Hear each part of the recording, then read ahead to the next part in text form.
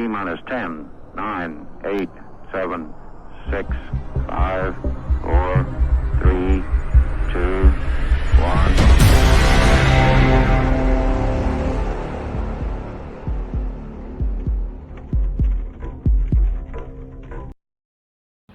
أهلا بحضراتكم في حلقة جديدة من حلقات الوعي العظيم.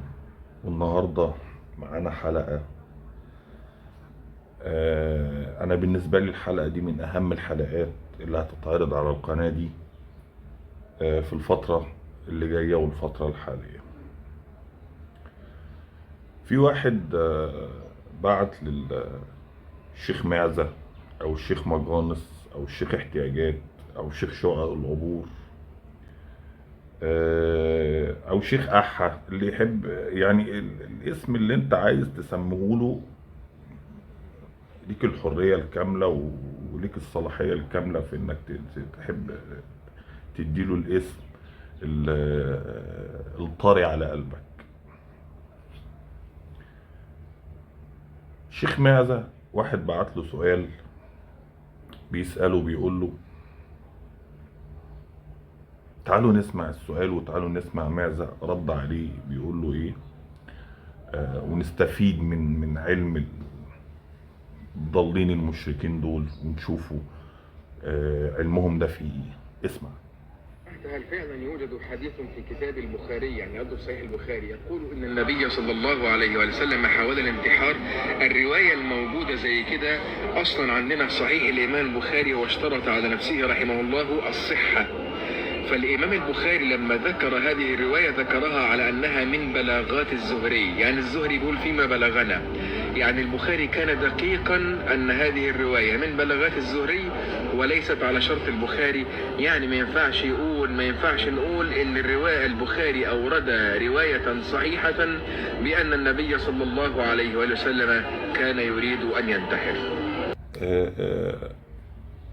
سمعت الكلام. انا مش هعلق لك عليه، انا مش هعلق لكم على الكلام ده. مش هقعد اجيب لك بقى عشرات ومئات المشايخ والكهنوت بتاع البخاري والاحاديث وحتى فيديوهات من الاخ ده ان كل ما جاء في البخاري صحيح. انت ممكن تبحث عن الناس دي وتشوف هما بيقولوا ايه على البخاري وكتب البخاري واحاديث البخاري ومسلم وتشوف الناس دي بيقولوا ايه عن كتاب دينهم اللي استبدلوه مكان كتاب وتعاليم الاله، وخلوا تعاليمه هي القائمة، خلوا تعاليم الكتب دي هي القائمة ولغوا لكم خالص تعاليم الاله اللي احنا بنتكلم فيها على طول، اللي كلها رحمة، اللي كلها رقي، اللي كلها بتعليم قتلهم وسفكهم للدماء والسبي والنساء والمليطة الحلوة اللي احنا عايشين فيها دي، المليطة الحلوة اللي اسلافهم الصالحين كانوا عايشين فيها من بعد وفاة الرسول بساعات قليلة، حتى انهيار سطوتهم وسلطتهم على الشعوب. انا مش هعلق ولا هجيب لك حد يعلق على الكلام ده، ولا هجيب لك اراء ولا ايات ولا انا عمال ادش في الايات بقالي حلقات كتير. انا هسمعك الناس اللي بتتبعه، اللي بتسمعه، جمهوره هو. تعالوا نشوف علقوا على كلامه وقالوا ايه. عايزين نسمع تعليقهم هم على البوست بتاعه من على صفحته اهو، منشورات عبد الله معزة اهو. تعال نشوف اهو عبد الله معزة. صحيح، بمناسبة البوست بتاع بيقول لك هذا زي يحبه الله ورسوله فلا داعي للانتقاد بلاش جهل. طيب يا عم، الزي اللي بيحبه الله ورسوله ده، هنرجع للفيديو يا جماعة، بس ايه هنعلق على البوست بتاعه ده سريعا. الزي اللي بيحب الله ورسوله ده اللي هو الاسدال الايراني ده، الاسدال الايراني اللي جاي لنا من ايران. بنتك مش لابسه ليه؟ يعني انا ما بحبش دايما اتكلم عن بنته،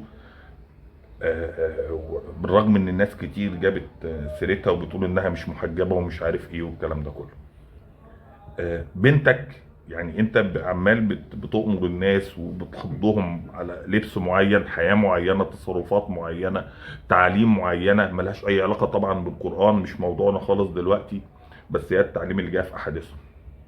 بتلزم المرأة عموما بشكل معين وتصرفات معينة والكلام الدش اللي كله كل اتباع معاذ حافظينه صم ده، لكل اتباع معاذ حافظينه صم ده. انت بتقول ان الزي ده ان الله ورسوله بيحبوا. الزي ده طبعا فضيحة المدرسة اللي هي الحكومية بالمناسبة، بيحبوا الله ورسوله. طيب انت بنتك ليه مش مخليها تلبس الزي اللي بيحبوا الله ورسوله؟ يعني ايه السبب؟ ايه السبب؟ يعني انت مش عايز بنتك يحبها الله ورسوله؟ بنتك اللي طالعه متصوره مش لابسه حجاب اصلا، متصوره بلبس عادي ودراعاتها باينه عادي جدا، ولبس ملون، وهي ما شاء الله تقريبا في المرحله الاعداديه حاجه زي كده. يعني انتوا سامحين في دينكم بتاع البخاري والاحاديث، اللي كله كذب عن رسول الله، كله روايات كذب وإفك عن رسول الله، سامحين ان البنت انه ينفع تنكحوها وتتجوزوها وتوطئوها من وهي عندها 9 سنين؟ وفي اراء لعلمائكم ان ممكن البنت اللي لسه يا دوبك بتتعلم المشي لو سمينه يجوز وطئها، لو شفناها انها سمينه يجوز وطئها. طيب يعني البنت اللي لسه متعلمه المشي لو سمينه يجوز وطئها، والبنت اللي عندها لسه 9 سنين يجوز الزواج منها ونكاحها زي ما بتدعوا على رسول الله، ورسول الله بريء من افكه. طيب البنت اللي قد بنتك اللي هي عندها في حدود 10 سنين تقريبا او حاجة زي كده او 11 سنة، طب لا يجوز بس انها تلبس اللبس اللي انت قلت بيحبه الله ورسوله؟ هل لا يجوز؟ يا عم انت عمال تنصح الناس كلها.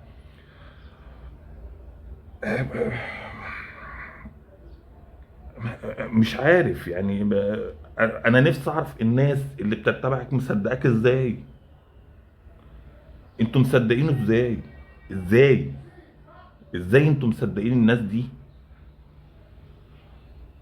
عموما ما علينا من حوار البنت ده. تعالوا نشوف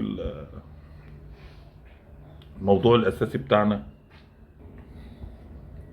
نشوف الموضوع الاساسي بتاعنا ونشوف اتباع معزه هم نفسهم، اتباع معزه اللي بيسمعوه على طول بيردوا عليه على الفيديو اللي احنا سمعناه دلوقتي، بيقولوا ايه. واحد اسمه صلاح يحيى بيقول ايه: انا لا اجد ان كتاب البخاري صحيح ومتأكد ان به خزعبلات كثيرة. واحد اسمه محمد عبد الوهاب، ايه الرد ده؟ هو بيقول له ايه الرد ده؟ ما تقول الرواية موضوعة والبخاري جابها عشان يبين انها موضوعة. يعني بص كمية التغييب اللي في عقول الناس دي، كمية التغييب اللي موجود في عقول الناس دي. انا مش عارف محمد عبد الوهاب ده قاصد بالجملة دي انه بيتريق عليه، قاصد بالجملة دي انه بيتريق عليه ولا بيحاول يدلس معاه. بس ايا كان في الحالتين زي ما قلت لكم، عندكم اليوتيوب، ابحثوا عن شيوخ كهنوت الاحاديث ده وشوفوا. يعني بالرغم ان في علماء منهم كتير ضعفوا احاديث كتير من البخاري ده، بس الحديث اللي هو جايبه ده صحيح مش ضعيف، لكن هتلاقي اغلبيه شيوخهم بتعترف وبتقر ان البخاري ده كله صحيح. البخاري ده كله صحيح، البخاري ده كله صحيح وانه دين، وصحيح ودين. شوف كومنت بعده بيقول لك ايه: تيسير الشواتفي، استاذة تيسير الشواتفي بتقول له ايه، اتكلم كلام واضح الشباب وعامة الناس يفهموه عشان ما يتفهمش غلط.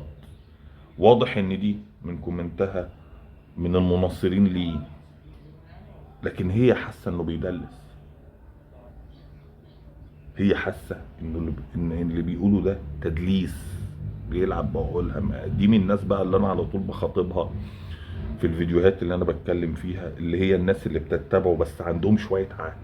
ابتدي بقى حرك عقلك بقى وشغله بقى واسمع بقى الكلام اللي بيقوله بقى وفنطه بقى وامشي وراه كده ابحث بقى، ابحث قبل ما تضيع، ابحث قبل ما تضيع ورا كهنوت الشرك ده.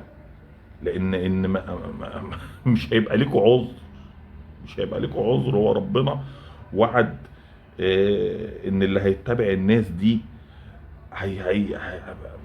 هيدخلوا وراهم زي المغفلين على جهنم، هيدخلوا وراهم زي المغفلين على جهنم لانهم مش فاهمين حاجه. شوف كومنت غيره بيقول ايه، البرتيت المنصوري، مش عارف ايه البرتيت دي بس ما علينا. نفسي اعرف البخاري ده عامل لكم ايه تجملوا فيه كده. حضرتك البخاري ده كتاب دينهم، البخاري قرآنهم، البخاري كتابهم المقدس، البخاري اللي خدوا الاحكام بتاعت اليهود اللي جايه واندست في الاحاديث اللي فيه واستبدلوها مكان كتاب الاله، كتاب الاله اللي الاله منع فيه استبدال اياته واحكامه وشرائعه. الناس دي ركنت احكام وشرائع الاله خالص على جنب وقالت له شكرا احنا مش عايزينها، واتبعت الضالين اللي سبقوهم، اللي ربنا عمال يحذرنا من نفس فعلهم ان احنا ما نكررهوش زيهم. تبعت الضالين من اليهود اللي طول عصرهم بيعملوا نفس الحركة دي، يحاربوا رسل الله استبدلوا آياته الرحيمة الراقية العظيمة وأحكامه وشرائعه بأحكام القتل وسفك الدماء والتكفير والرجم والغزو والسبي وكل الكلام اللي هو محرمه ومنع اتباعه ده.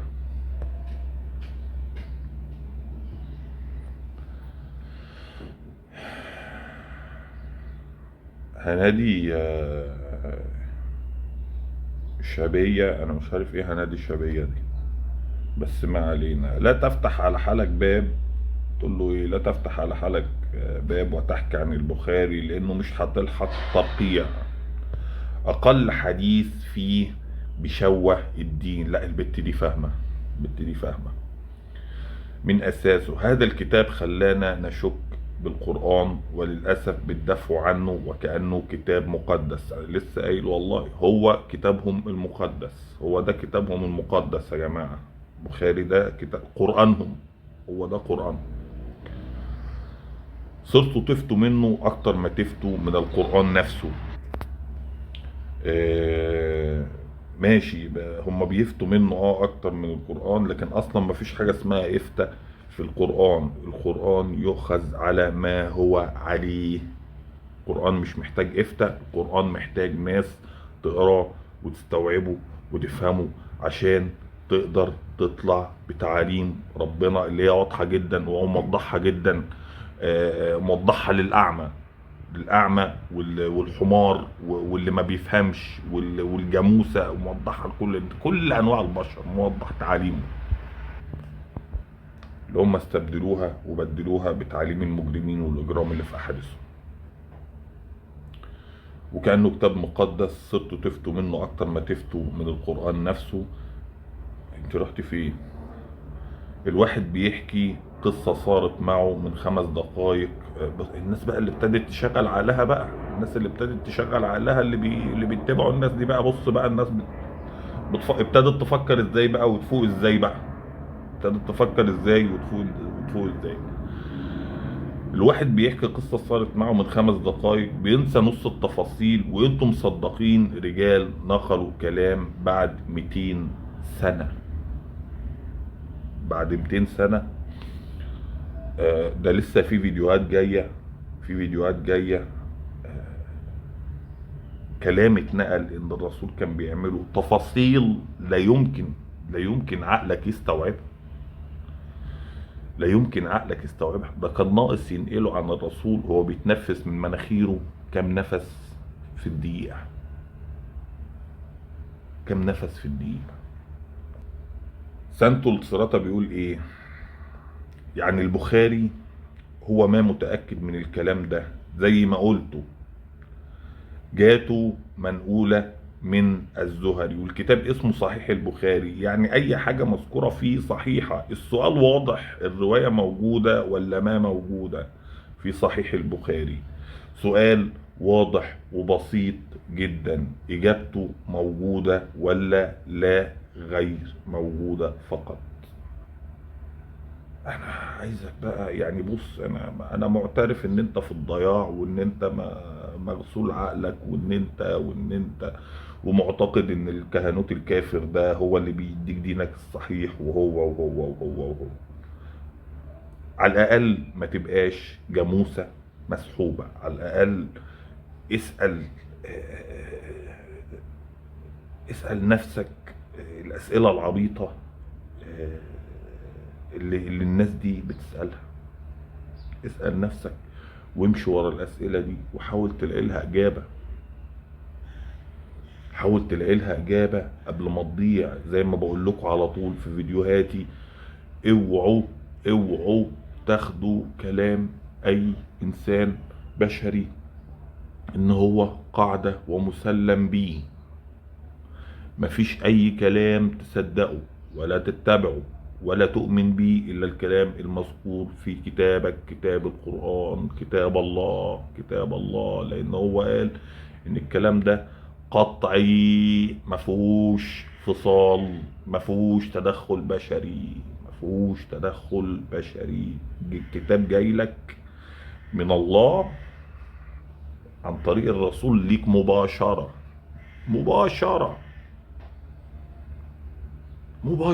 اي كتاب تاني هتلاقي الاحاديث اللي فيه والروايات، هتلاقي فيه 700 واحد عن تقعد عن كده 3 كيلومتر على ما توصل للحديث، واخر شخص بينه وبين الحديث روى. عن الناس دي المفروض ان هي زي ما زرعوا في عقلك ان الناس اللي نقلت الحديث دي هي اللي نقلت القرآن، والكلام ده غلط تماما.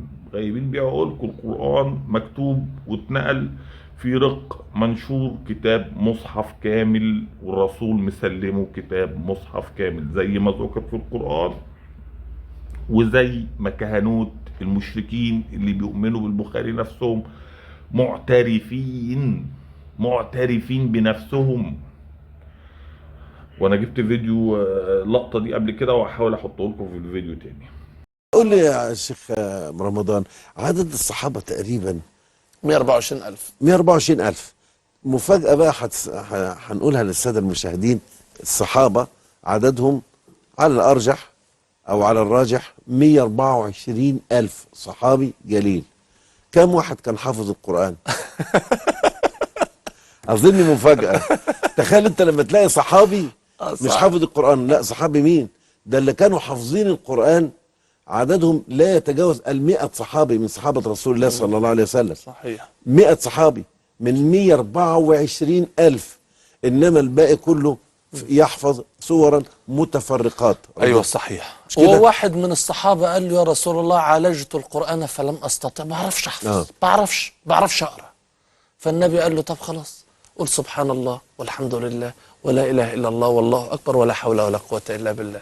قال يا رسول الله هذا لربي فماذا لي؟ مفيش حاجه لي انا؟ قال قل اللهم اغفر لي وارحمني واهدني وعافني وارزقني. الشاهد في الامر انه بيقول له انا ما بعرفش اقرا وما بعرفش احفظ، مع انه هم امه اميه، يعني كانوا بيسمعوا يلقطوا، بس مش كل الناس كده. والغريب بقى انه المشكله ديت هي السبب في جمع القران. ايوه، يعني هو القران جمع لما عشان الصحابة- طائفة القراء ايوه مات اللي في منهم معركة 40. اليمامة. ايوه بالظبط. مات منهم 40. اه موضوع ما يتسكتش عليه.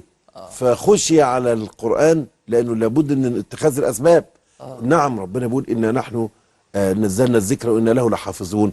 إلا إن ربنا سبحانه وتعالى جل وعلا أمر بإن احنا نتخذ الأسباب التي أمر الله بها لحفظ صحيح. القرآن. صحيح. مش كده ولا إيه؟ تمام.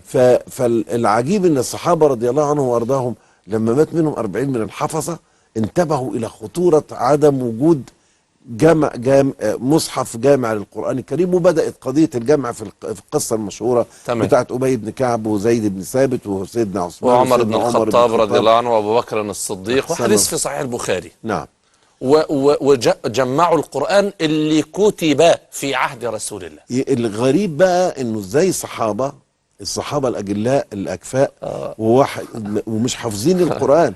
لما تلاقي سيدنا عمر بن الخطاب فيما يروى عنه رضي الله عنه وارضاه حفظ سورة البقرة في 10 سنين. في 10 سنين. ف كتاب ربنا جاي لك مش زي ما قلت قبل كده، مش قال رسول الله عن الله او قال رسول الله عن جبريل عن الله. لا، ده جاي لك الكتاب قال الله قال الله. لا قال بقى الصحابي عن ولا عن ولا عن ولا عن ولا عن. يعني ما تصدقش الا الكتاب اللي موجود ومكتوب عليه اسم الله، مش اسم البخاري ولا الصحابة ولا واحد اهبل يجي يقول لك ده كلام رسول ولا مش كلام رسول ولا مش عارف ايه. كل الكلام ده ضلال.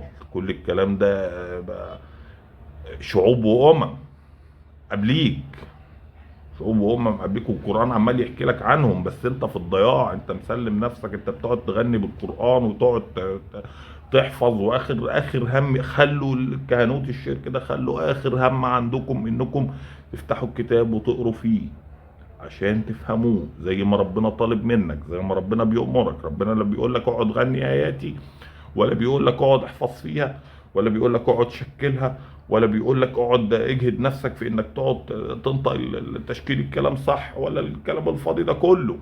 ربنا مش عايز منك غير انك تقعد تقرا فيه على قد قدرتك على القراية. المهم انك تفهم الكلام اللي فيه، تفهم المصايب اللي فيه، تفهم الفضايح اللي القرآن بيكشفها. انت طول ما انت بتقرا في القرآن في فضايح، في بلاوي سودة بتتحكي لك انت مش مدركها.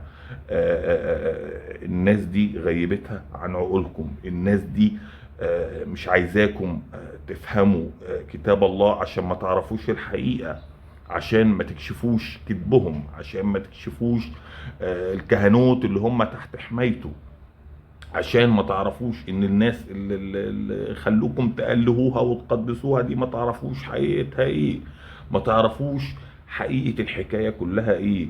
القرآن طول ما انت بتقراه بيكشف لك الكذب، بيكشف لك التضليل، بيكشف لك الضلال اللي الناس دي حاطه في عقلك، بيكشف لك الفضايح اللي الناس دي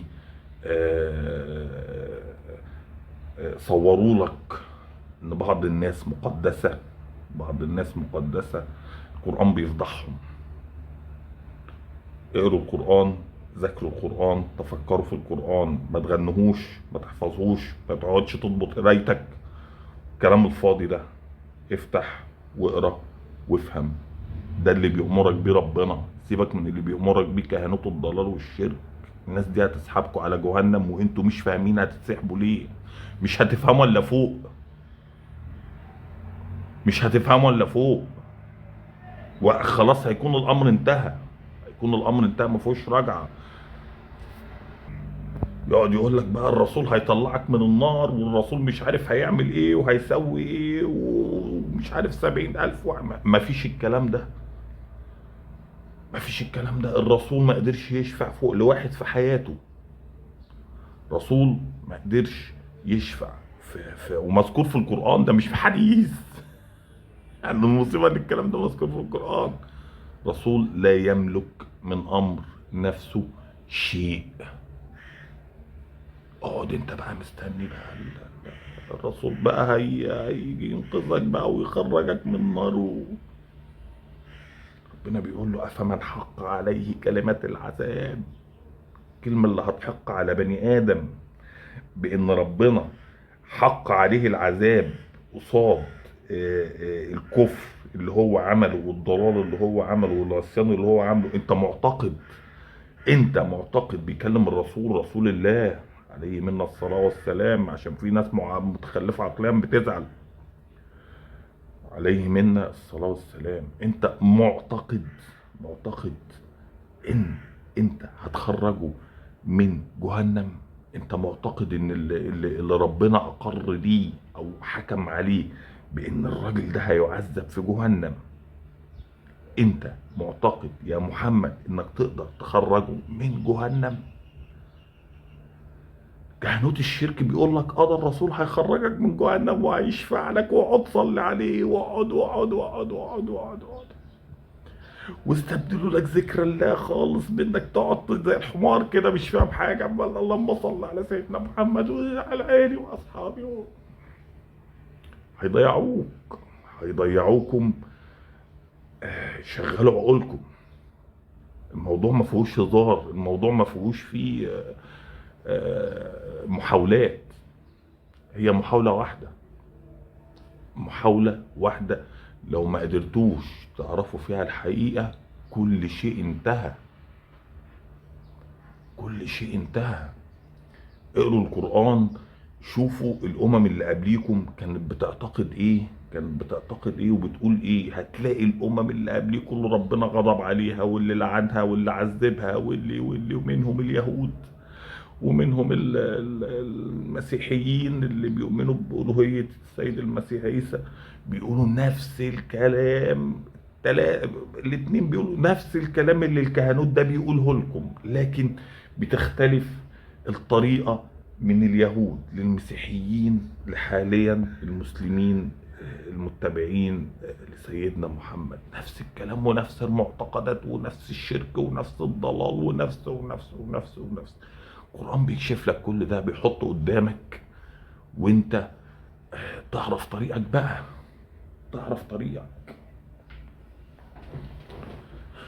شوف كومنت غيره. احنا خدنا ايه؟ احمد حسين ياسر بيقول ايه؟ يعني بكل بساطة ومن غير لف ودوران، كلمة صحيح البخاري مش معنى ده ان كل الاحاديث اللي فيه صحيحة، بل هناك احاديث ضعيفة في البخاري، وده اللي بتحاولوا تخفوه عن الناس. مش عارف ليه. البخاري بشر، وكتابه ده ولا هو اصح كتاب بعد القرآن الكريم ولا حاجة، لانه اصلا لا يجوز مقارنة كلام الله تعالى بكلام بشر يخطئ ويصيب. ده واحد من اتباع معزة ابتدى يفهم حاجة. ارجو انك تكون زيه. ارجو يا مغيب يا مضلل يلي بتسمعني دلوقتي، يلي موهوم بدين عكس دين الله وعايز يدفن دين الله، ارجو انك تفهمه زي ما الاخ ده ابتدى يشغل عقله. رؤوف عبده بيقول ايه؟ من غير شرح المفروض حتى من الجهل ان نطرح السؤال. يعني انت ما تطرحش السؤال اصلا، انت تؤمن كده وانت حمار مغمض. ده واحد مغيب بقى، انت تؤمن كده وانت حمار مغمض. ما تناقش في حاجه اصلا، لان حتى اللي طرح السؤال ده جاهل. يعني انت هتشك في البخاري؟ ده ديننا، ده قرآننا. البخاري المسلم ده ديننا وقرآن. انت اصلا ما تسألش. طرح السؤال ده لا، ما ينفعش. عكس اللي بيحرضك عليه القرآن. الناس دي خلاص اغلقت عقولها، انتهت.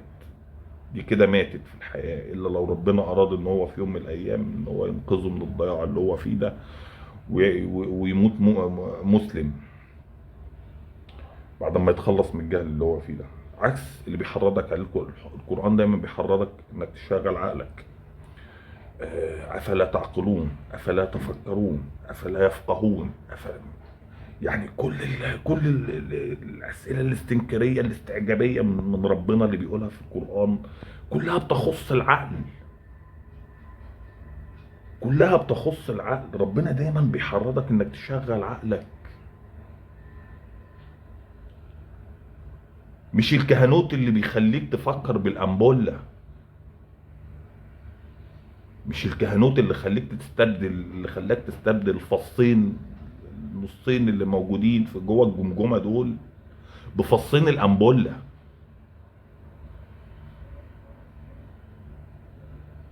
خلاك تفكر بطيزك لا مؤاخذة، يا ريت حتى خلاك تستخدمها، يا ريت حتى خلاك تستخدمها. ده شالك الفردتين اللي فوق نزلهم تحت، وخد لك الفردتين بتوع الأنبولة حطهم مكان الفردتين اللي فوق، وانت كده زي الفل كده. بس خلاص كده، انت عايز ايه تاني؟ عايز ايه تاني؟ حط لك طيز جوه دماغك عشان يقدر ينجحك فيها زي ما هو عايز، زي ما هو عايز، عشان ما تفكرش ولا تشغل دماغك ولا يقعد يزرط فيك كده وانت مش فاهم حاجه. فحرض دماغك على التفكير. القاعدة الأساسية بتاعت الشيوخ اللي هي لا تناقش ولا تجادل دي، لا، دي قاعدة الكفار المشركين. ده ربنا عايزك تناقش وتجادل وتعترض وتصور، مش تصور اللي هو تصور تروح تكسر وتخرب، لا، تبقى ثوري كده في تفكيرك، متمرد كده. مش أي حد يملى دماغك كده، مش أهبل كده، مش أهبل. عكس ما هم عايزينك خالص، هم عايزينك طيز. اقسم بالله العظيم زي ما بقول لكم كده، عايزينكم طيز عشان يقدروا يسيطروا على عقولكم، يسيطروا على حياتكم، يوجهوكم. ما انا بقول لكم يا جماعه لازم تقروا التاريخ، لازم تبحثوا في التاريخ.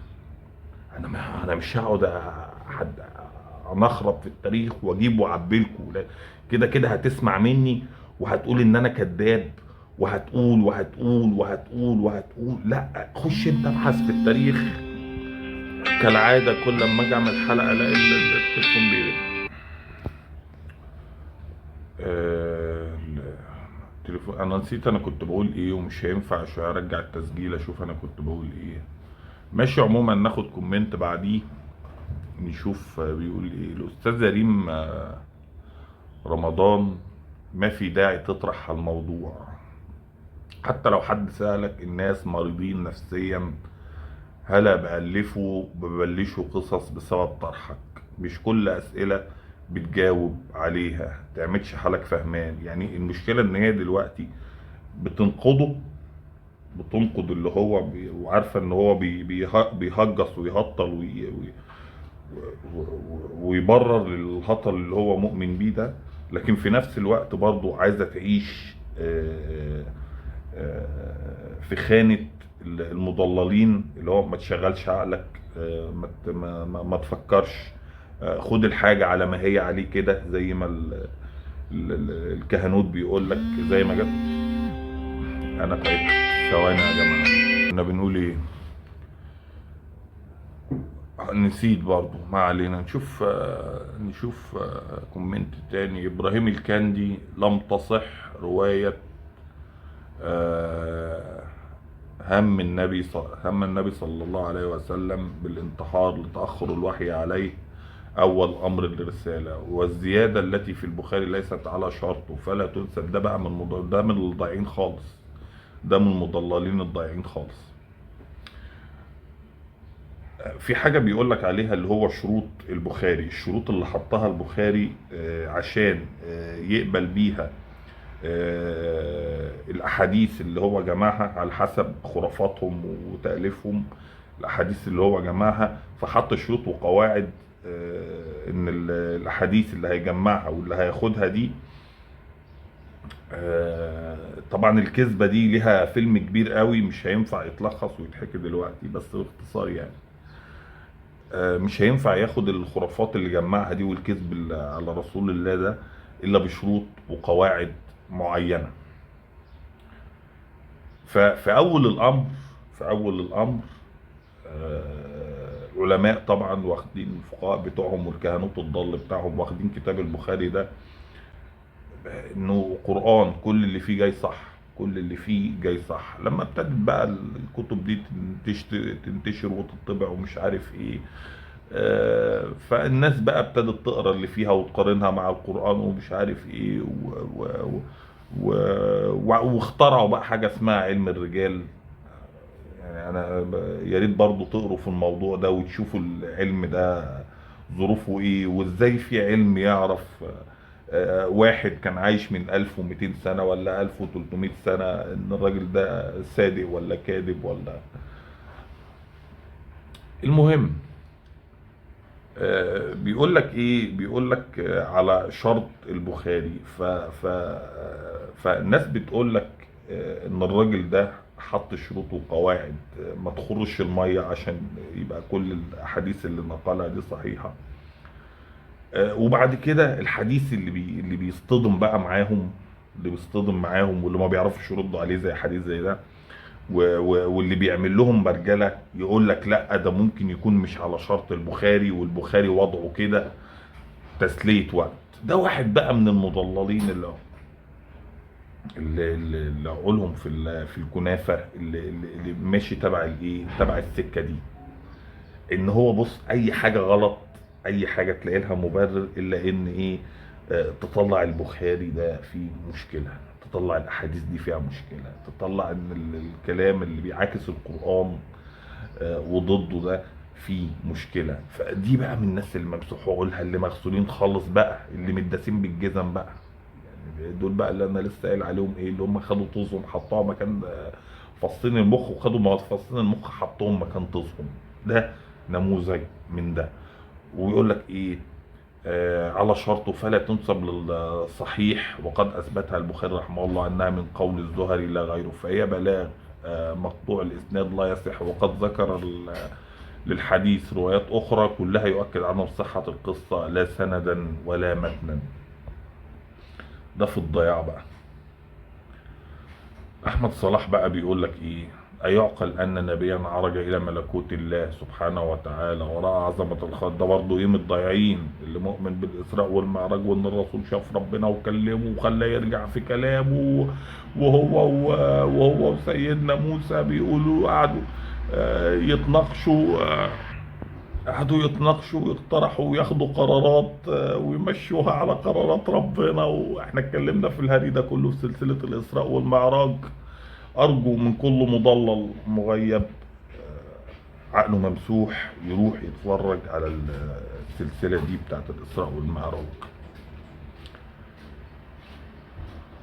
ورأى عظمة الخالق ومعجزاته تتنزل على قلبه الشريف أن يفكر بأن يتردى عن شواهق الجبال. لا حول ولا قوة إلا بالله وحسبنا الله ونعم الوكيل بكل من كذب على رسول الله صلى الله عليه وسلم. يا ابني انت اصلا مؤمن باكبر كذاب، باكبر كتب كذب بتكذب على رسول الله. انت مؤمن كتب البخاري والصحاح والاحاديث دي انت مؤمن باكبر طائفة كذبت وتكذب على الله ورسوله. انت ضايع، انت ممسوح، انت ضايع. أم يوسف هذا لا يحق أن يقال إلا على البخاري ولا على أفضل الخلق وهو رسول الله صلى الله عليه وسلم، فكفانا كذبا وبهتانا. دي بقى أم يوسف دي اللي حاطه لك مش عارف حديث ولا إيه. المهم هي إلهها البخاري بقى، القرآن التاني بعد قرآن ربنا إلهها البخاري ورسول الله اللي هي حطته في مرتبة أفضل الخلق اللي خلقهم الله، مع إن ربنا ما ذكرش الكلام ده نهائي، والكلام ده مرفوض من عند ربنا. وقال له خلاه زي ما اتكلمنا قبل كده برضه، قلنا ان ربنا امر رسوله ان هو يقول بنفسه ان انا بشر زي باقي البشر وان هو الا بشر رسول. وفي رسل عند ربنا، ووضحنا الكلام ده قبل كده، عند ربنا مش عندنا احنا، عند ربنا في اعلى درجة ومكانة عند ربنا من رسول الله. لكن بالنسبة لنا احنا البشر كلهم المؤمنين بالله مأمورين أمر بعدم التفريق بين أي رسول ورسول، وعدم رفع مكانة أي رسول عن رسول، وإن كلهم متساويين تماما بالنسبة لينا. لكن التفضيل ده يخص الله، هو حر، ده شأنه، ده خلقه، ده أمره، هو يرفع ده ينزل ده بمزاجه بإرادته بأمره، ملناش علاقة. ما علينا إلا السمع والطاعة من الإله فقط، واتباع ما يأمرنا به فقط. ضالين بقى أولاد الضالين اللي زرعوا في عقول الأمثال المغيبة دي إن رسول الله أفضل الخلق على عكس ما يقول القرآن، دي بقى خلاص مسافرة، دي تعرف إنها مسافرة خلاص، دي ما بتعبدش بقى الله ولا بتعبد الله من كتاب القرآن، لا هي بتعبد ما جاء في البخاري، ما يقول كهنوت الكفر أمثال الحمار معزة اللي بنتكلم عليه ده، بتعبد أي شيء وأي قول غير قول الله. دينته بيقول ايه بقى؟ طيب ليش البخاري يحط هي الحديث في كتبه بما انه ما بيعترف فيه؟ والله سؤال حلو يا دينتو، سؤال حلو، سؤال حلو. المفروض يوجه للمضللين المغيبين اللي بتتبع الكهنوت ده. طيب انت شايف ان ده حديث، انت بتقول على قول فلان، يعني فلان قال وانت مش داخل دماغك، طب صحيح بتحطه ليه؟ ما خلي بالك الكذب بيبان، لما بتمشي ورا الاكاذيب او تمشي ورا الاقوال بيبان بقى الكذب، وبيبتدي بقى يظهر لك الحقائق، وبيبتدي يظهر لك الشكوك، ويبتدي يظهر لك بقى التحليل اللي بيحلل الكلام ده ويفصصه كده بقى وايه، وتبتدي تفهم هو في ايه، ويا ترى انا هستمر حمار زي ما انا ولا هبتدي بقى اشغل عقلي. لم يقرا رمضان بتقول لك ايه يا حبيبي يا رسول الله؟ ما فيش شيء الا وافتروا عليك بيه ونسوا ان الله ناصره. حضرتك كل الافتراءات على رسول الله، كل الجرم اللي نسبوه رسول الله، كل الوقائع الجنسية اللي نسبوها رسول الله، ومحاولات الاغتيال والغزو والسلب والنهب واغتصاب النساء كل ده حضرتك مش الكفار هم اللي مطلعينه، مش الكفار هم اللي بيدعوا على رسول، لا ده حضرتك ده كل ده جاي من الكتب اللي انتوا بتؤمنوا بيها، من الكتب اللي بيقول لك انها سيرة الرسول، من الكتب اللي بيقول لك انها اقوال الرسول، اللي كلها بتخالف كلام القرآن وما ذكر عن الرسول في كتاب الله. اقول ايه تاني؟ طيب يعني اقول ايه تاني؟ يعني اكتر من ان انا بقول لكم اقروا في ده واقروا في القرآن، اقرا هنا واقرا هنا وقارن وشوف هل اللي في الكتب دي ينفع ان رسول لله يعملها ولا لا. واقرا القرآن وشوف هل ربنا يسمح ان رسول الله يعمل الافعال اللي جايه لنا في الاحاديث دي، يعمل التصرفات اللي جايه لنا في الاحاديث، يعمل الاجرام اللي جاي لنا في الاحاديث ده.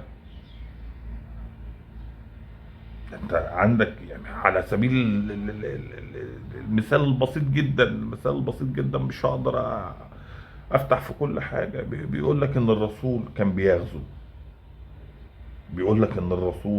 بيغزو، يعني سموا معارك الرسول الدفاعيه والتأمينية بمحيطه انها غزوات، وسموا احتلالهم لا وكان ايه ده، كان مجموع ده على مستوى مجموعة القبائل اللي حواليه عشان يأمن شر الاشرار وغدر المتآمرين والمنافقين. فنتجت حروب، مش هنخوض في التفاصيل دي، بس اجمالا يعني نتجت حروب وطلعات عسكرية، حتى في كتير منها اللي مات فيها 1 واللي مات فيها 2 واللي مات فيها 10 واللي اصلا راحوا ما حاربوش ورجعوا، راحوا ما حاربوش ورجعوا. سموها غزوات، سموها غزوات. بعد بقى وفاة الرسول، بعد وفاة رسول الله عليه منا الصلاة والسلام، سموا حروبهم واحتلالهم للدول وسبيهم واغتصابهم وحرقهم ونهبهم لخيرات الشعوب والقتل وسفك الدماء، سموه فتح، فتح إسلامي. دفاع، معارك الرسول الدفاعية والتأمينية سموها غزوات. رسول غازي، رسول الله، رسول الله اللي ربنا في القرآن بيقول ما كان لرسول الله أن يكون له أسرى، ما كان لرسول الله أن يكون له أسرى. يا رب كن قلت لها صح، لأن أنا ما بحفظش قرآن، أنا بفهمه، بس إن شاء الله صح، ولو غلط حد يكتب لي الصح في كومنت. مفيش حاجة اسمها ان رسول من رسل الله يكون ليه أسرى، مفيش الكلام ده. فخلالك رسول الله غازي، قاتل، سافك للدماء، بعث بالسيف، بيقتل كل اللي بيعارضه وكل الكافر بدين الله، وكل أفعال المجرمين والطغاة اللي جت في الأحاديث، على عكس الممنوع ومنهي عنه في القرآن. وقال لك ان الرسول عمله وسواه، وهم اللي وصفوا له الغزو والقتل وسفك الدماء والسبي واغتصاب النساء والافلام دي كلها. قال لك خلالك الرسول اللي بيدافع عن نفسه وبيدافع عن المؤمنين وبيدافع عن الذين امنوا وبيدافع عن اعراضه وبيته وبيدافع عن كل ما امره الله ان يدافع عنه. خلوه غازي، وحروبهم اللي استباحوا بها الدول وخيراتها ونسائها وشعوبها واستعبدوهم، سموها فتوحات اسلاميه. معلومه كده بمناسبه الموضوع ممكن تبحثوا عنها لما بقى اجيب لكم الروايه بتاعتها. يقول لك ان في عهد عمر بن الخطاب، لما غزوا مصر، يقول لك طابور العبيد والنساء والاطفال كان بيمتد من الجيزه، محافظه الجيزه، حتى مدينه المنوره. طابور العبيد والجمال والغنائم والاطفال والبنات والسبايا اللي سابوهم من مصر لما غزوا مصر كان بيمتد مدينة الجيزة في مصر، في قلب مصر، حتى مدينة المنورة. انت متخيل؟ تصور؟ اكيد مش متصور، لانه اصلا شيء يفوق ادراك الناس، يفوق ادراك التصور، بس الحقائق دي مخفية عنكم. الحقائق دي كهنوت المدلسين الكفرة دول بيخفيها عنكم، مش بيقول لكم عليه. وبلاوي سودة تانية كتير،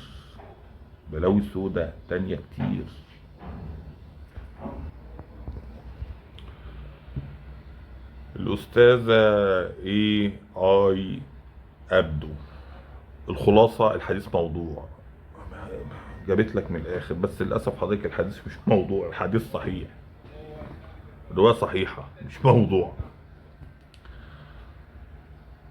هلا اسماعيل بتقول لك ايه، مش عارف ترد او ردك هيحرج ساداتك وكبراءك، ما تنزلش السؤال وتفتي.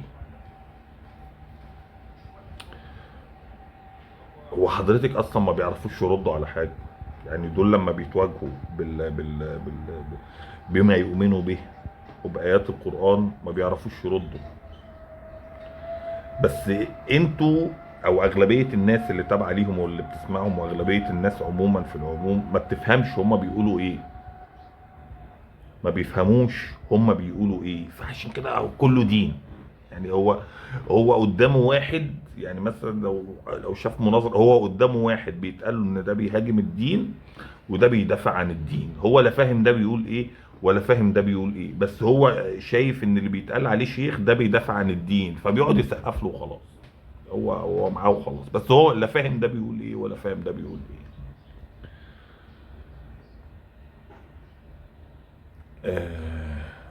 اهو لسه بقول، اهو لسه والله العظيم بقول لك اهو، شيرين ربيع بتقول لك ايه، مش ممكن تفسير بطريقه اوضح عشان مش فاهمه. ده اللي انا بقوله لكم، ده اللي انا بقوله لكم، ده اللي انا بقوله لكم.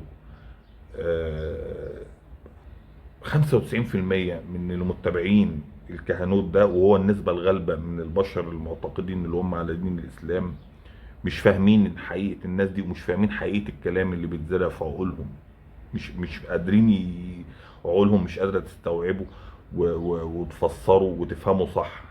لو فهمته صح هنشوف بلاوي سودا، هنشوف بلاوي سودا حرفيا. عواد بشير بيقول انت بتكرر في الكلام ده ليه، قصدك شنو مثلا؟ وبعدين العنوان لا يليق برسول الله صلى الله عليه وسلم. العنوان لا يليق برسول الله صلى الله عليه وسلم. طيب الاحاديث اللي بيقول لك الرسول كان بيجمع نسائه، الحديث دي صحيح ابحثوا عنها. الرسول كان بيجمع نسائه ويلف عليهم في ليلة واحدة بغسل واحد. عارف يعني ايه بغسل واحد؟ يعني لا مؤاخذة، انا اسف مع احترامي للسيدات اللي بتسمعنا والبنات اللي بتسمعنا، واحد معاه متجوز مثلا، هنقول أربعة لأن احنا مش عارفين العدد الفعلي الحقيقي لزوجات الرسول. دخل نام مع دي وبعدين خرج، وبعدين دخل على الأوضة التانية من غير ما يغتسل، من غير ما يستحمى، من غير أي حاجة. دخل نام مع الزوجة التانية وبعدين خرج من غير ما يغتسل، من غير أي حاجة. وبعدين دخل على الزوجة اللي بعديها وبعدين خرج من غير ما يغتسل، من غير أي حاجة. وبعدين دخل على الزوجة اللي بعديها. ده اللي أحاديثك بتقوله لك. ربنا بيقول في كتابه على الستات، الست الحائض، انك لا تقربها، اعتزلهم ولا تقربهم. يعني ايه اعتزلهم ولا تقربهم؟ مش لان هم جرثومة، مش لان هم نجاسة زي ما كهنوت المشركين حاطين في عقولكم، لا، لان الست دي جسدها بيتحول من عملية انهاء لخلق، انهاء لدورة حياة خلق، ويبتدي ينتج دورة حياة خلق جديدة اللي هي البويضات اللي بتبقى جوه رحم المرأة. العملية دي جوه جسد المرأة بتختلف بقى نسب تأثرها من واحدة للتانية. العملية دي بتستهلك طاقة ومجهود كبير من طاقة جسم المرأة، لدرجة ان في سيدات، ودي النسبة الغالبة، في سيدات ما بتحسش بآلام الدورة وبتعدي عليها عادي جدا، لكن تحس بشوية انهاك وضعف. لكن اغلب السيدات بقى بتحس بقى بأعراض، شوية آلام في الظهر، شوية آلام في الحوض، شوية مش عارف ايه، تشنجات مش عارف ايه، لان جسمها داخليا بيستنزف منها طاقة كبيرة من قوتها وتفاعلها الجسدي. فربنا من رحمته وانه خبير بشؤون خلقه بيؤمر الراجل المؤمن ان هو ما يقرب لهمش جنسيا، لان الموضوع ده مضر لهم جدا ومضر على الراجل، وما ينفعش يستغلها جنسيا حتى لو مش بالعلاج في الفرج. ويعتزلهم. يعني ايه يعتزلهم؟ مش يعتزلها يعني خاصمها، يعني انت بقى اليومين الثلاثه الاسبوع ال10 ايام ايا كان بقى، بتختلف من كل واحده للتانيه، ال10 ايام بتوعك دول انت بقى اقعدي كده وريحي وملكيش دعوه بحاجه بقى. اطلع من دماغها بقى الايام دي. يعني طلباتك المعتاده بقى والضغط اللي هي معتاده عليه كل يوم في الايام دي، خفوا انت بقى عنها شويه، خفوا عنها شويه. اعتزلها بقى، ما تطلبش منها حاجه، خليها كده لغايه اما يجي اسمها يجدد نفسه كده، والدوره الالهيه اللي ربنا خلقها فيها تاخد مرحلتها كده وتعدي، والدنيا تبقى بيس معاها وقادره تكمل معاك وقادره تدوس معاك بقى. ما تضغطش عليها، ما تفرمهاش. لا بيقول لك لا، الرسول ما كان بيجمع ستاته وهم حائض زوجاته معهم، ويلبسهم ازار. الازار ده اللي هو حاجه كده زي جيبه تحط على وسطهم، المكان اللي فيه دم يعني، او اللي هينزل منه دم، ويمارس عادي، ويعمل اللي هو عايزه عادي، ويعمل كل حاجه زي ما الاحاديث راويه عن السيده عائشه، وطبعا كلها كذب، بس دي في اعلى درجات الصحه ومصححينها وبيحللوها وبيفرضوها، وبيقول لك انك من حقك تعمل كده زي ما رسولك كان بيعمل كده. ويعمل بقى، اعمل بقى اللي انت عايزه ما عدا الإيلاك، اعمل بقى اللي انت عايزه ما عدا الإيلاك. طب وآيات ربنا اللي بتقول لك اعتزلهم، لا لا لا لا لا، قرآن ايه يا راجل؟ ده احنا بدلنا القرآن. ما انت ما تعرفش، انت ما تعرفش ولا ايه؟ انت ما تعرفش. عامل حلقة عن الموضوع ده قبل كده، ان فقهاء الأمة، فقهاء وعلماء الأمة أجمعوا ان كتب الشرك دي اللي ربنا قال ما نتبعهاش، ما نتبعش غير كلام القرآن، العلماء بتوعك اللي انت بتؤمن بيهم، اللي انت مسلمهم المصلحة، اللي انت مسلمهم التوتة عشان ينكحوك فيها، انت مسلمهم التوتة ينكحوك فيها، بيقولوا لك واجمعوا ان الاحاديث، كتب الاحاديث بتلغي وتنسخ تبدل بكلام الإله. حديث بتلغي وتنسخ وتبدل بكلام الإله. يجي نبص في كلام الإله، نلاقي كلام الإله بيقول لنا إن ممنوع أصلا، اوعى تفكر في حاجة زي دي أصلا، مفيش حاجة يا حبيبي اسمها إنك تبدل كلام الإله بكلام. يا نهار أسود، يا نهار أسود ومنيل ب60 نيلة. ده انت ما تفكرش اصلا. كلام اله ايه يا ابني اللي انت معتقد انه ممكن يبدل بكلام تاني ولا بشرائعه ولا انت بتفكر في ايه؟ امال يا ابني اليهود اتلعنوا ليه؟ اليهود اتلعنوا ليه؟ ارجوكم اقروا القران، ابوس رجليكم. اليهود اتلعنوا ليه؟ عشان كان بيبدلوا ويغيروا كلام الاله، عشان كان بيبدلوا وينسخوا ويغيروا كلام الإله. كانوا بيعملوا زي ما انتوا بتعملوا كده بالظبط، بس الفرق بيننا بقى وبين اليهود والمسيحيين بعد كده، الفرق بيننا وبينهم ان لما الكتب والرسالات كانت بتنزل لليهود، كانوا بيحملوا امانة الحفاظ على الرسالة، على الكتاب، على القرآن، على الذكر. هم اللي كانوا بيؤمنوا على الرسالة اللي بتنزل لهم، وطبعا ما حافظوش على الأمانة، وكانوا دايما بيحرفوها ويبدلوها. وكذلك جم بعديهم المسيحيين، نفس الشيء، نفس اللي حصل معاهم هو اللي حصل مع اليهود، هو اللي حصل مع دول، هو اللي حصل مع دول. طيب ايه الاختلاف اللي عندنا؟ الاختلاف اللي حصل في آخر رسالة، قال لك لا،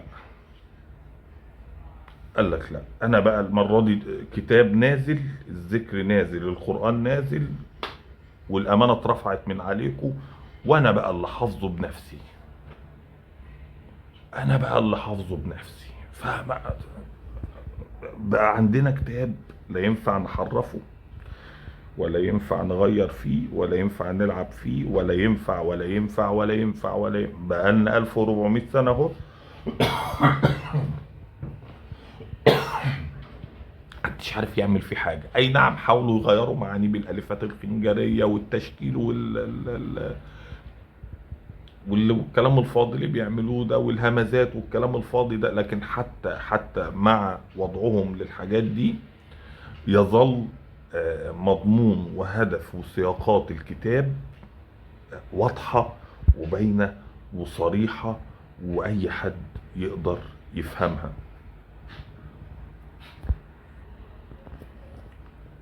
فاكتشفوا ان قدامهم كتاب مش عارفين يعملوا معاه حاجة. فهنعمل ايه بقى؟ نعمل ايه في الموضوع ده؟ نعمل ايه في الموضوع ده؟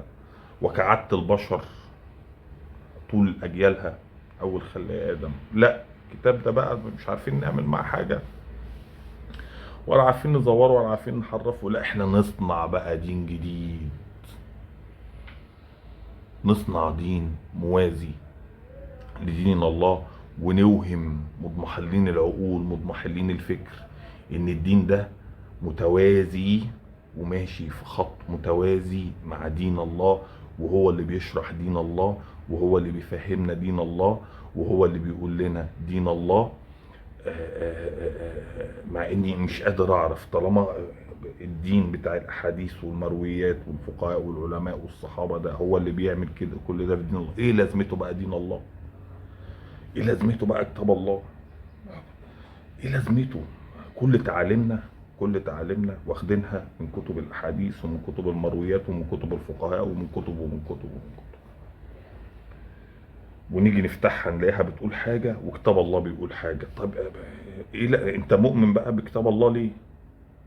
ما انت عملت كل اللي كتاب الله بيقول لك ما تعملهوش، اياته بدلتها، ذكره احبطت ذكر الله وبقيت تذكر في رسول الله، ربنا بيقول لك انا اللي عندي الرزق، وانا اللي عندي المغفرة، وانا اللي هدخل النار، وانا اللي هدخل الجنة. لا ده انت بتقول ده انا بذكر لما هقعد اصلي على رسول الله، وانت اصلا مش فاهم يعني ايه الصلاة على رسول الله. ده انا الرزق هيتفتح وهخرج من النار وهعمل خلاص خلصت. ايه تاني من الشرك عايز تعمله؟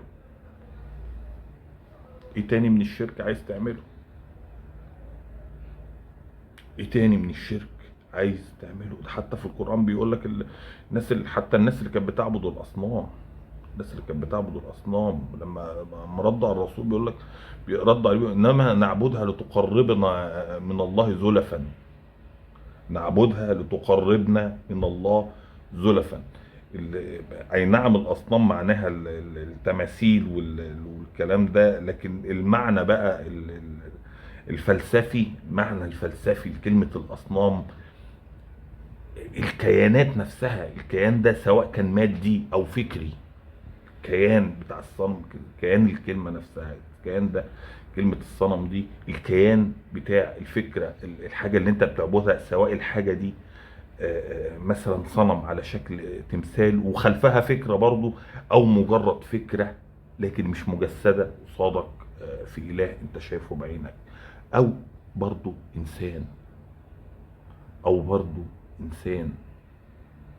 ما هو سموا اصنام ليه؟ لانهم ما يقدروش، ما هو الانسان، ما هو التمثال ده ما يقدرش لا يفيد نفسه ولا ينفعها. الصنم اللي انت بترجو منه الرحمه والمغفره والرزق وي وي وي وي والحاجات دي كلها، هو اصلا لا قادر يفيد نفسه ولا ينفعها، فانت هيفيدك وينفعك؟ فكذلك كل بقى اللي انت بتعبده خلاف رسول، خلاف الله. ده حتى برضو في القرآن كل شوية ما كله لازم يرجعنا القرآن. الرسول بيقول لك بنفسه لا أملك من أمر نفسي شيء ولا أدري ما يفعل بي ولا بكم. بيقعد يقول لك الرسول اتنبأ وعلامات الساعة ومش عارف ايه ومش عارف ايه. ده هو نفسه ربنا بيقول له لا أدري ما يفعل بي ولا بكم. يا متخلف عقليا، آمن بكلام ربك، ما تآمنش بكلام غير كلام ربك. شوف تعليق تاني، قال موسى عليه السلام، طبعا ده واحد في الضياع برضه: يا رب أقريب أنت فأناجيك أم بعيد أنت فأناديك؟ قال الله له يا موسى أنا جليس من ذكرني وحيثما التمسني عبدي ووجدني. ما اعرفش هو جاب ده منين، بس ما اعرفش كان عايش في زمن موسى ولا ايه، ما تفهمش. بس هو ماشي، هو ربنا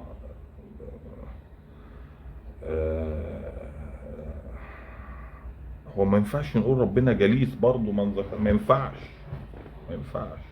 روضة الطيب بتقول ايه؟ هي روضة الطيب باينة انها ما في الضياع من قبل ما اقرا الكومنت من اسمها. الناس اللي بتسمي نفسها اسماء الدينية دي اول ناس تعرفوا انها في الضياع، في البلح، في البطاطا. دول الناس اللي عندهم طيس جوه الجمجمه، هي دي اللي بيسموا نفسهم اسماء دينيه، دول لانهم مش فاهمين حاجه في اي حاجه من قبل ما اقرا الكومنت كده. فروضة الطيب بتقول ايه؟ فالمشترط صحته في صحيح البخاري هو الروايات المسندة، ولن يقول عاقل ان البلاغات مسندة. مش فاهمين حاجة، مش فاهمين حاجة. هو بيلاقي تبرير لأي هبل في الجبل وخلاص، أي هبل يلاقي تبرير وخلاص. المهم قرآنه اللي هو كتب الأحاديث إنها ما صح وخلاص. عثمان بن عفان رضي الله عنه، بص أحمد رضا بيقول لك اللي هو بتاع حديث موسى برضه، اسمع الكومنت ده: عثمان بن عفان رضي الله عنه يصارع سكرات الموت لما انكشف خمار زوجته فقال لها، اسمع شوف ده عثمان بن عفان من ضمن الناس اللي خلوكم تعبدوهم برضه. عثمان بن عفان من ضمن الناس اللي خلوكم تعبدوهم برضه. لكن هل حكى لك تاريخه؟ هل حكى لك اتقتل ليه؟ هل الشيخ اللي انت بتعبده وتقدسه حكى لك عن الصحابي عثمان بن عفان اللي انت بتعبده وتقدسه برضه، حكى لك اتقتل ليه؟ اكيد ما حكالكش، اكيد ما حكالكش. بص المضلل المغايب عقلان ده بيقول ايه: عثمان بن عفان رضي الله عنه صرع سكرات الموت لما انكشف خمار زوجته فقال لها شدي خمارك فوالله لانكشاف وجهك اشد علي مما انا فيه. وبعدين من قرأه يضع قلبا ويتابع فضلا. ده واحد من اللي في الضياع، ده واحد من اللي انتوا بتشوفوهم على طول، اللي هو شوف كم واحد يصلي على الرسول، اللي هو انا هكتب الكومنت ده ومش عارف اشوف كم واحد يذكر الله. الناس اللي هي في البطاطا دي اللي هي مش معانا اصلا، اللي هي في كون موازي اصلا.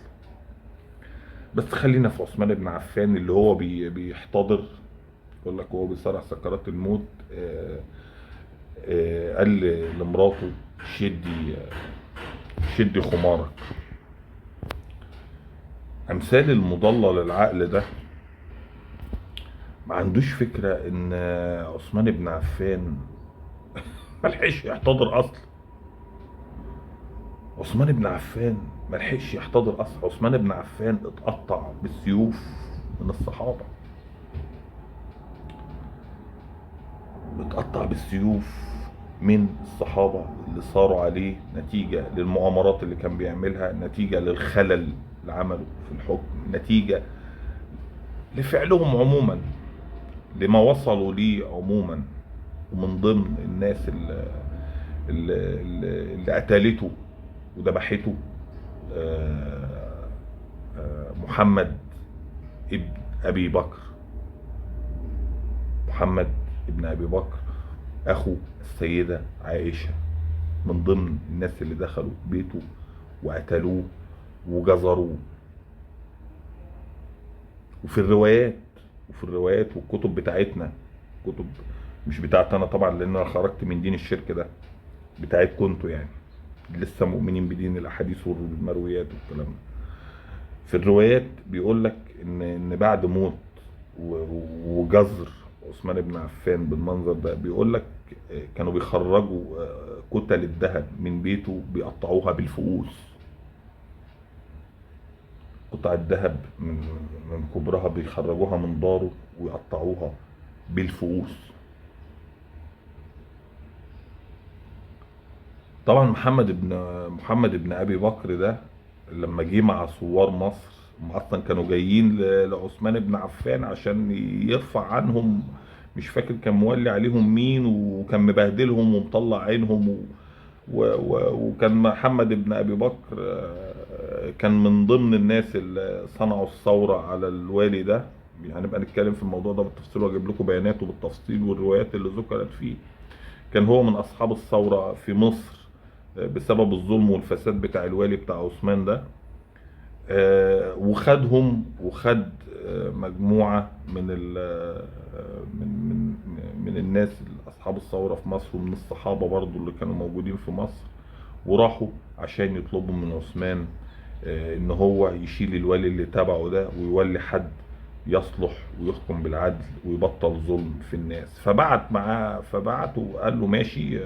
هم تفاوضوا معاه وقال لهم ماشي، وقال لهم خلاص روحوا، وبعت معاهم رساله بيطلب من الولي ده. انا مش فاكر والله اسمه ايه، بس زي ما قلت هنتكلم في الموضوع ده بالتفصيل بعدين. بعت معاهم رساله بيقول له مش عارف سيب الحكم او سيب الولايه واعزل نفسك، ومش عارف مين هيمسك بدلك كده، رايح معاهم. وبعدين نفس الناس اللي هي راحت لعثمان دي وخلاص راجعه بقى بالرساله للوالي اللي على مصر ده اللي هو الصحابي برضو، عشان يا دوبك لسه حتى تقريبا ما لحقوش يمشوا. لقوا الخادم بتاع عثمان بن عفان جاي على الحمار بتاعه، فوقفوه فتشوه، لقوا معاه رساله بتقول لهم الناس اللي جايه لك عن طريقي ومعاهم رساله بتقول كذا كذا كذا، خلص عليهم ما تخليش حد. الخادم بتاع عثمان بن عفان راكب على بغلته، والرساله اللي معاه ورق عثمان وعليها ختم بتاع امير المؤمنين، ختم عثمان. فقاموا واخدين الواد بالحمار بالرساله وقاموا راجعين تاني لعثمان بن عفان. قالوا له ايه ده؟ انت بتشتغلنا ولا بتستحمرنا ولا انت في ايه؟ احنا جايين نشكي لك من ظلم الوالي اللي انت موليه على مصر وعمال يبهدل فينا ويبهدل في الناس وضرايب وجزيه ومش عارف ايه وتعذيب. تقوم تبعت الراجل بتاعك يتآمر علينا وتبعت له رساله عشان يقتلنا. قال لك لا، الرساله دي مش انا اللي كاتبها ومش عارف ايه. قالوا له يعني هو الراجل ده مش الخادم بتاعك؟ ما هو معروف للناس كلها انه الخادم بتاعك. قال لك الخادم بتاعي. قال له البغله دي اللي هو راكبها الحمار ده، مش الفرس ده، مش بتاعك؟ قال لهم ده بتاعي. قال له الورقه نفسها مش بتاعتك؟ بتاعتي. الختم اللي مختوم بيه الرساله، ختم الشمع اللي مختوم بيه الرساله مش بتاعك، مش بتاع الخلافه. الختم بتاعي وكل حاجه بتاعتي، بس الكلام اللي في الرساله ده مش بتاعي. يعني الواد خد الفرس بتاعك، الورقه بتاعتك، والخط بتاعك، والختم بتاعك، والواد نفسه بتاعك.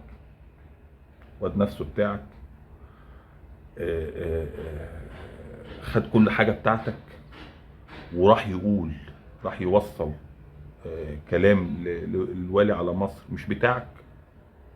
طب ما لاحظتش ان الخادم بتاعك اختفى؟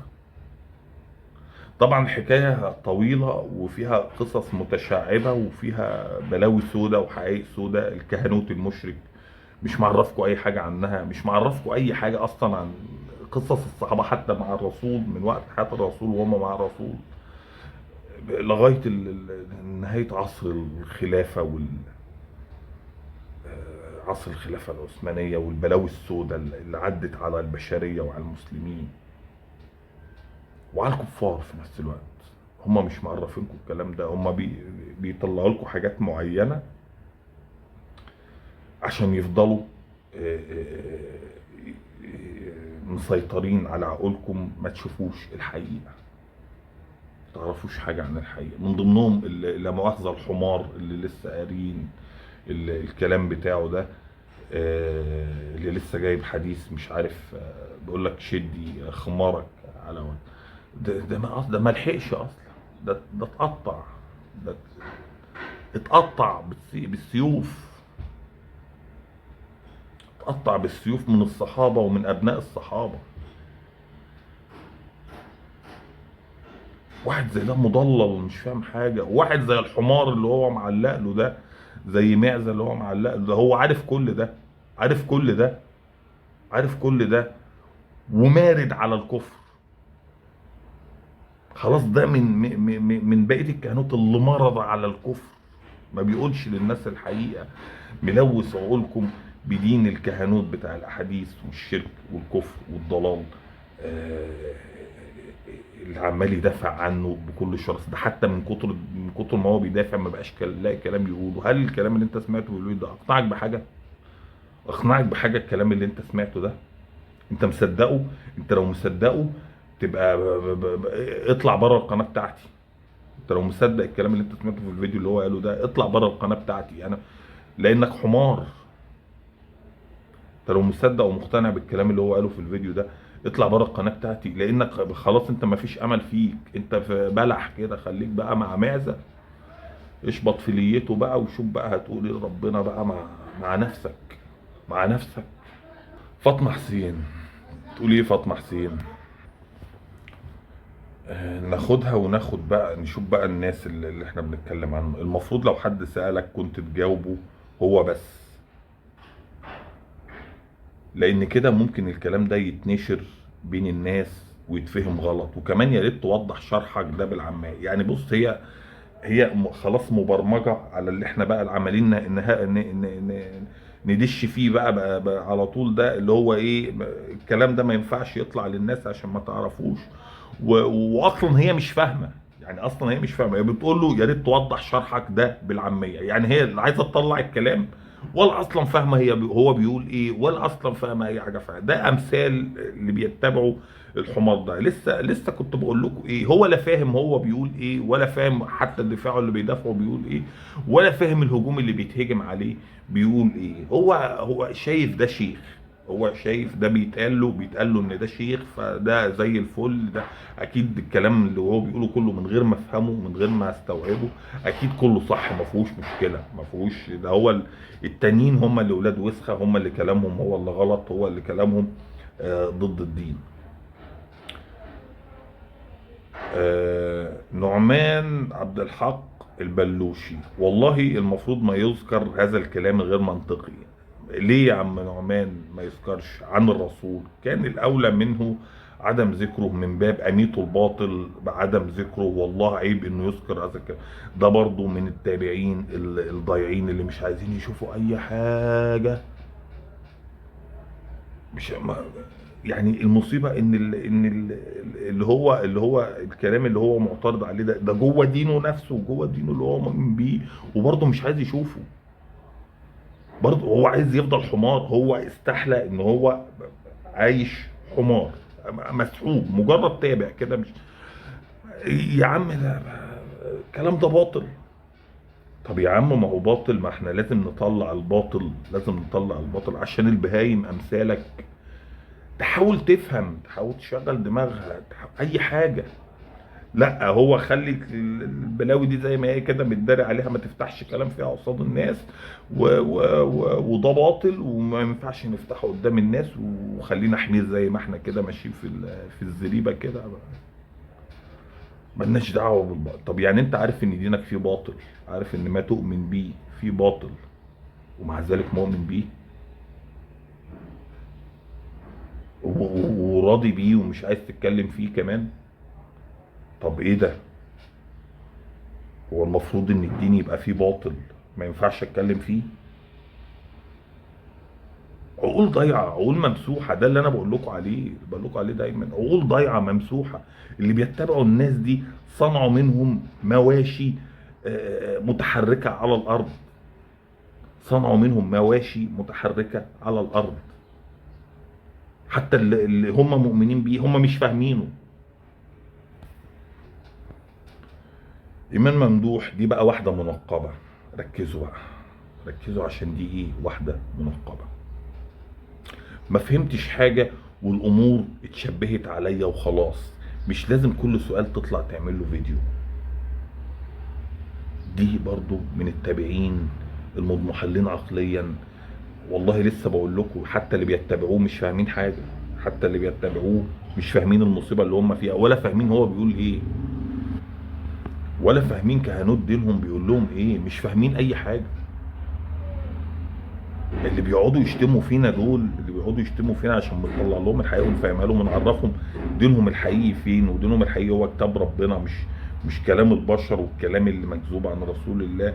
هم نفسهم مش فاهمين اللي هم بيتبعوهم، ولا عايزين يعرفوا اللي في دينهم اصلا فيه ايه، مش عايزين يعرفوا حتى المؤمنين بيه فيه ايه.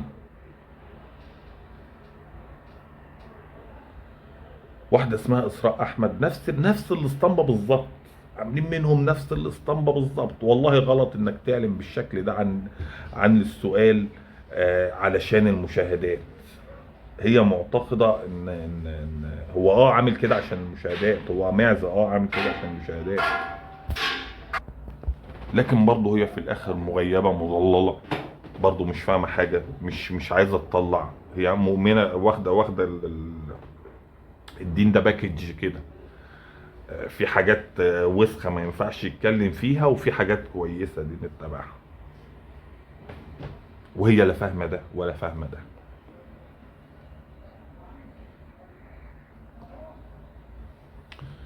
علي الفاضل الكعبي بس بيقول له ايه بقى، لا ترقع الروايه، الحديث صحيح ورواته ثقات، كيف تكذبون على العوام؟